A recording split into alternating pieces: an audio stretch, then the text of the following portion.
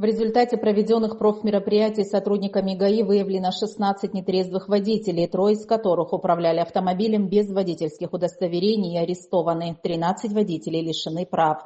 В алкогольном опьянении пребывали за рулем Хадыкин Владимир Васильевич, 1961 года рождения, житель Воронежской области, Аршба Таир Владимирович, 1978 года рождения, проживающий в городе Сухум, Марзалиев Беслан Леонидович, 1967 года рождения, проживающий в городе Нальчик, Пересыпкин Эдуард Михайлович, 1979 года рождения, проживающий в городе Сухум.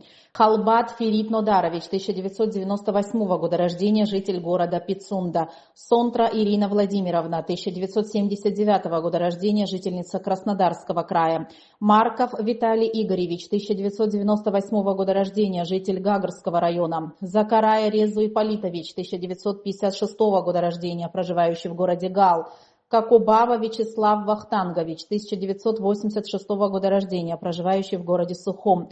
Абгадж Нури Арикович, 1983 года рождения, житель Гудаутского района. Абиджба Руслан Варламович, 1984 года рождения, проживающий в городе Гагра.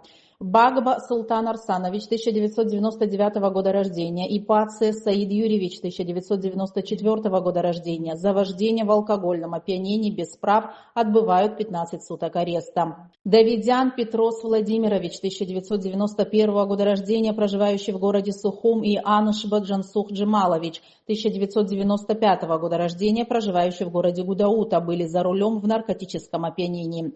Габле Аляс Геннадьевич, 1999 года рождения, за вождение в наркотическом опьянении без водительского удостоверения, арестован на 15 суток.